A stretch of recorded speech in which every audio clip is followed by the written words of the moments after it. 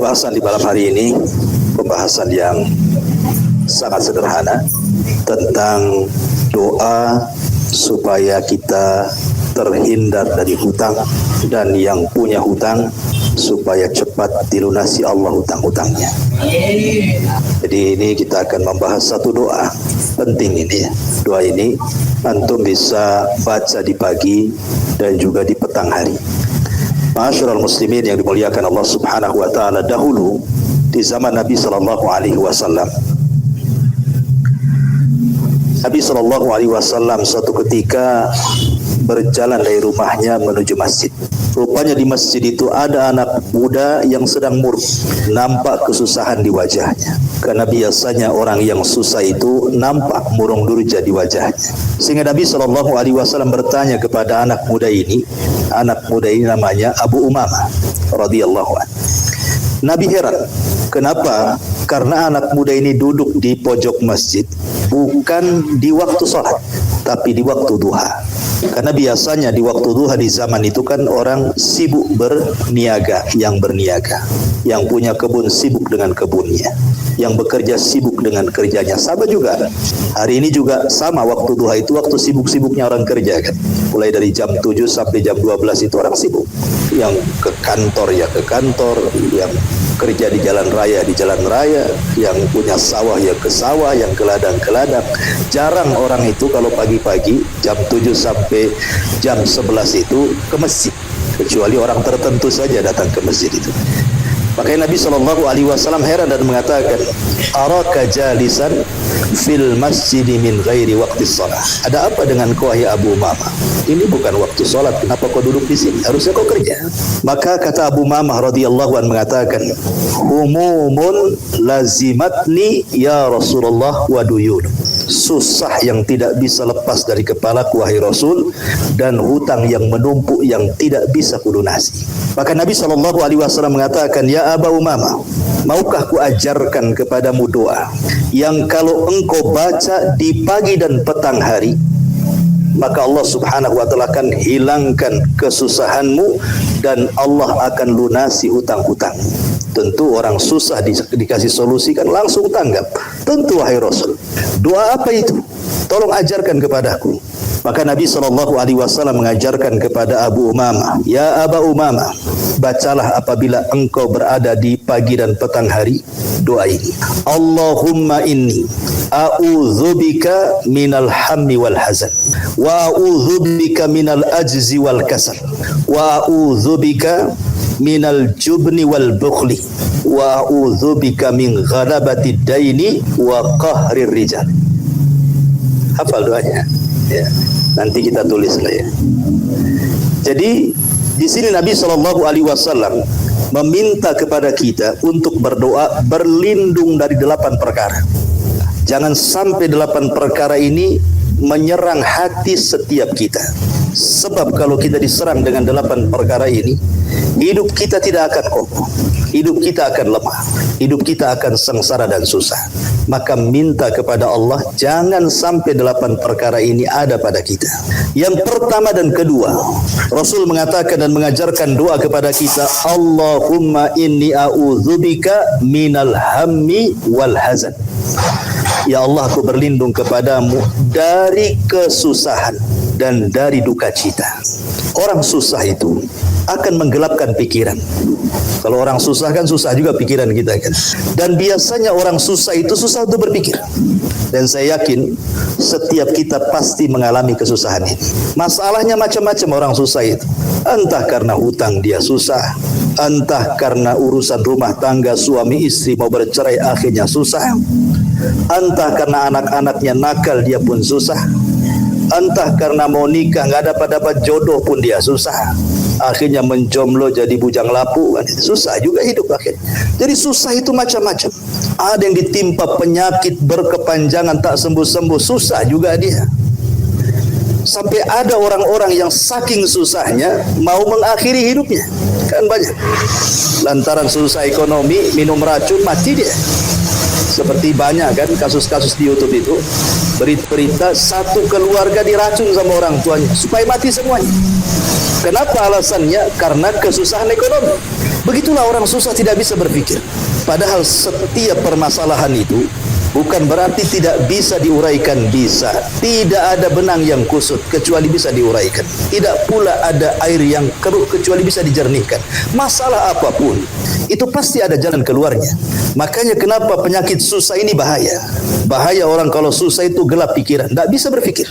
Makanya kita berlindung dari susah ini. Jangan sampai ditimpa kesusahan. Karena orang susah itu tidak bisa berpikir. Jalannya pun akan doyong. Pandangannya pun tidak akan jauh. Orang susah itu pokoknya susah segalanya. Ya. Minta kepada Allah jangan ditimpa kesusahan. Kemudian yang kedua, wal hazan. Hazan itu artinya duka cita, sedih.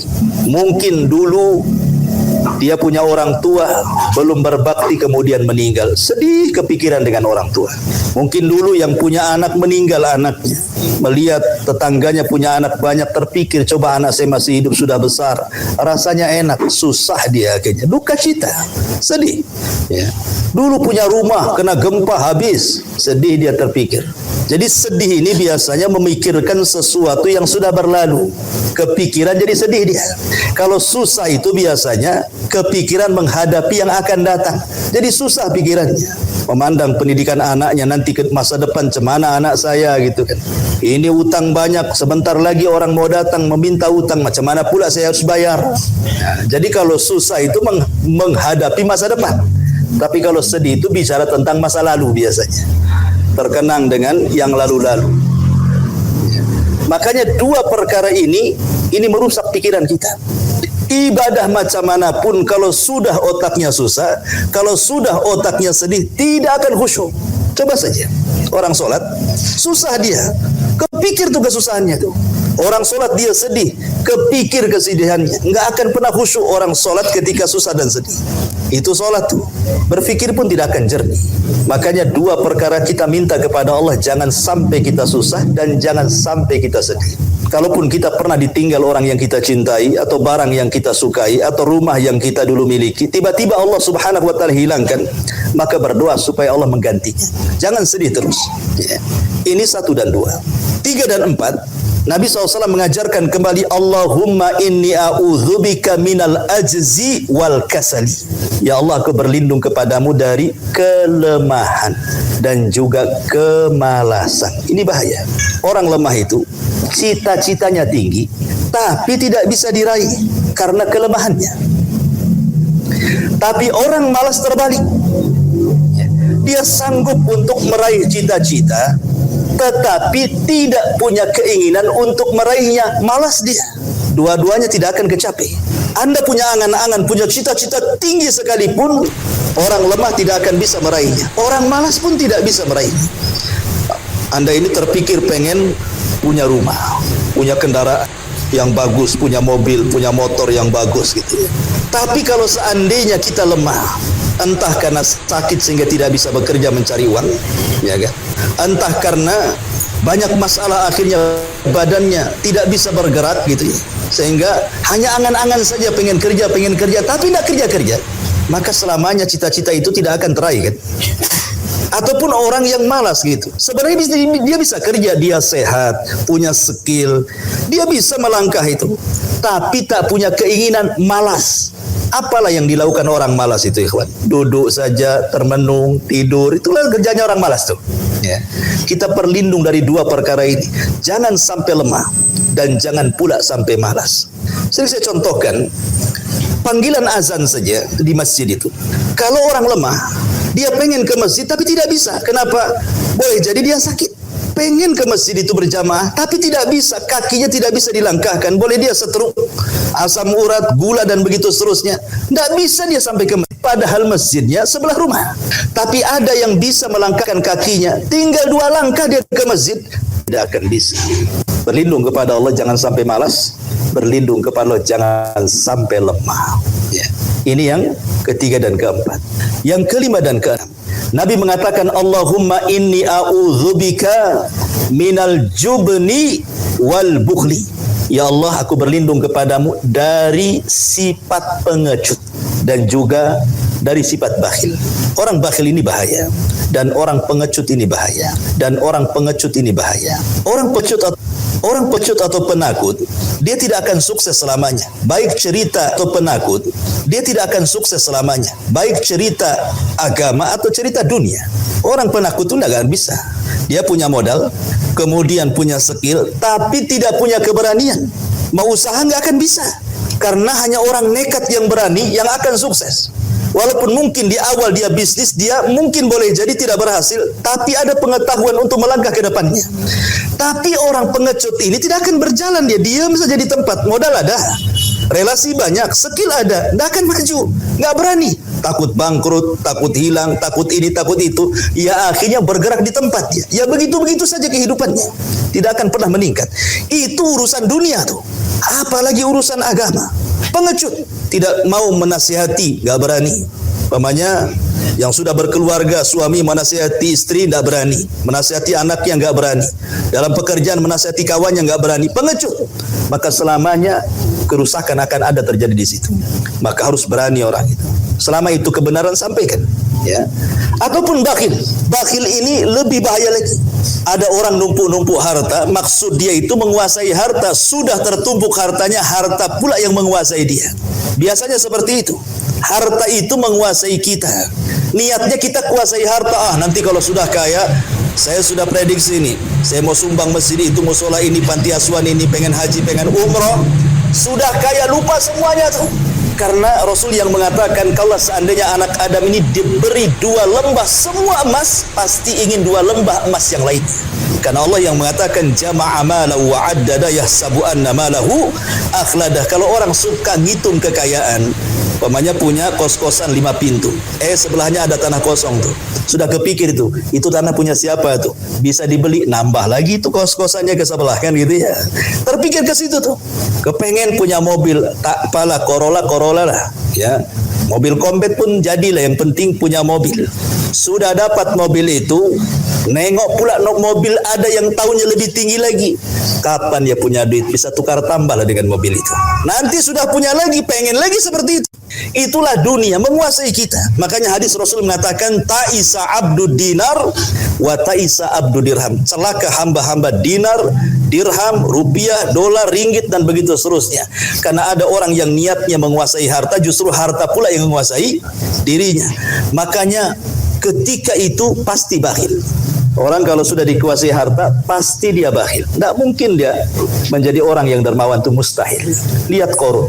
Qarun ini ulamanya Bani Israel. Kalau dia baca kitab Taurat Nabi Musa itu indah suaranya. Suka Bani Israel kalau Qarun membaca Taurat itu. Indah sekali, sampai-sampai julukannya disebut Munawwir. Saking indahnya suara kalau dia ngaji Taurat tuh. Qarun dipuji suaranya.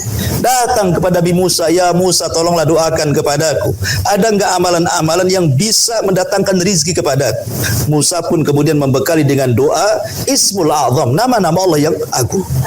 Akhirnya dibukakan dunia kepada Qarun. Sudah kaya, datang syariat Musa meminta zakat. Apa kata Qarun? Enak saja orang itu minta zakat katanya. Innama utitu min ilmin indi. Ini kekayaan ini hasil daripada kecerdasanku. Kalau aku tidak cerdas tidak mungkin kaya.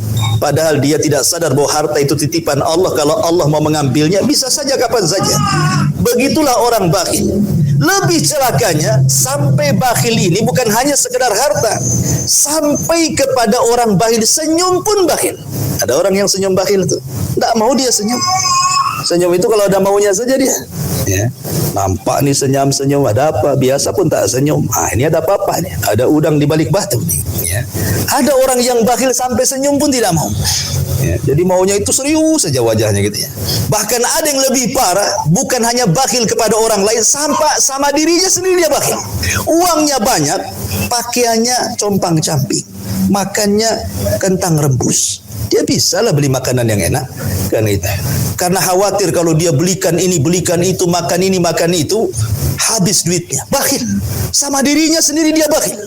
Kalau sama dirinya dia bakhil, sama orang lain lebih bakhil lagi lah kan gitu ya. Jadi bahaya ini sifat kikir dan bakhil ini. Makanya Rasul meminta kepada kita untuk berlindung dari sifat pengecut dan juga bakhil. Ini yang keempat yang pembahasan kita. Allahumma inni a'udzubika min ghalabatid daini wa qahri rijal. Ya Allah, aku berlindung kepadamu jangan sampai ditimpa dengan pengaruh hutang. Jangan sampai ditimpa pengaruh hutang. Ataupun jangan sampai dikuasai manusia. Hutang ini repot ikhwan. Karena Nabi SAW yang mengatakan awwaluhu hammun wa akhiruhu harbun. Hutang ini awalnya kesusahan. Orang kalau punya hutang susah hidupnya. Apalagi kalau hutangnya besar, waktu melunasinya sudah dekat, uang untuk melunasinya pula tak ada. Apa enggak stres itu? Malamnya saya pastikan tidak akan tidur. Kalaupun tidur, mimpinya pasti ketemu debt collector tuh. Pasti tuh. Udah kepikiran tuh. Ya, karena kadang-kadang mimpi itu karena banyak berpikir sehingga masuk ke dalam mimpi itu. Sampai mimpinya dikejar-kejar sama orang yang dihutang itu. Makanya Rasul mengatakan awwaluhu hammun. Orang yang punya hutang itu awalnya pasti stres, bingung. Ya, cemana ini kan. Wa akhiruhu harbun. Dan akhirnya pasti perang. Perang dengan orang yang kita pinjam hutangnya. Kadang-kadang di negeri kita ini yang payah, yang sangar itu yang berutang. Yang marah-marah itu yang berutang biasanya. Harusnya yang marah itu yang ngutangi kan begitu. Uangku diambil kamu, kenapa kau pula yang marah kan gitu ya? Kan aneh. Betapa banyak orang yang nagih hutang kemudian dimaki-maki sama orang yang hutang tuh. Kamu lagi. Sudah saya bilang saya nggak ada duit. Lah datang dia pinjam hutang, subhanallah. Pujiannya tingkat tinggi. Oh kamu ganteng, kamu cantik, kamu baik, tolonglah pinjamkan. Giliran kemudian mau bayar jadi setan mukanya. Subhanallah. Itulah orang yang hutang itu.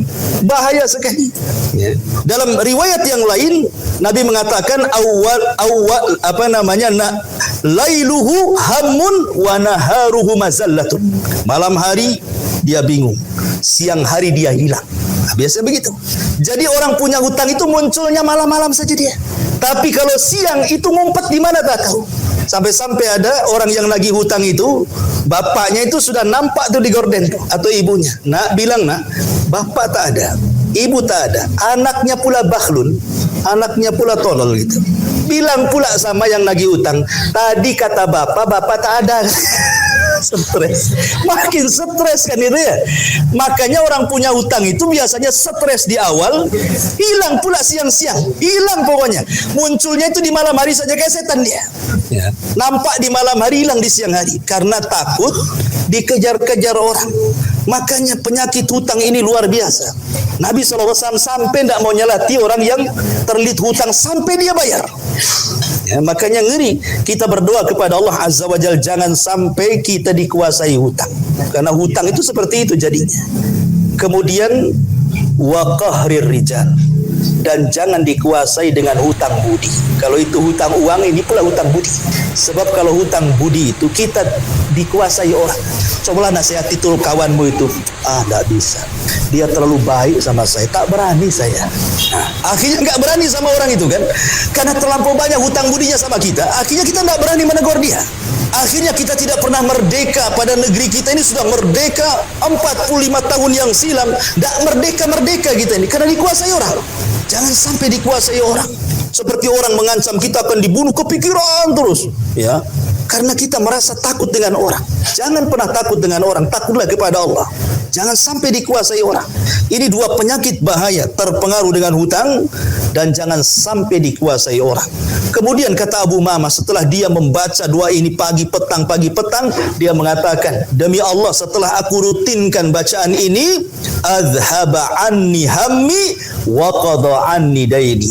Rupanya Allah hilangkan kesusahanku dan Allah lunasi seluruh hutang-hutangku. Maka ini pelajaran bagi Anda yang mungkin terlilit hutang, merasa takut, sering-seringlah baca doa ini. Di pagi kita baca, di petang kita baca, Allahumma inni a'udzubika minal hammi wal hazan, wa a'udzubika minal azzi wal kasal, wa a'udzubika minal jubni wal bukhli, wa a'udzubika min ghalabati daini wa qahrir rijal. 8 perkara. Semoga dihilangkan dalam kehidupan kita dengan cara membaca doa ini. Karena begini, ikhwafidin yang dimuliakan Allah Subhanahu wa taala. Doa itu mengetuk pintu langit. Ingat, doa itu mengetuk pintu langit. Kalau seandainya saya tidak suka dengan Anda, kemudian saya dalam rumah, otomatis ketika Anda datang ke rumah saya ngetuk pintu, kira-kira dibuka enggak? Enggak akan dibuka karena saya benci. Saya tidak suka dengan dia, ngapain dia ketuk-ketuk rumah saya.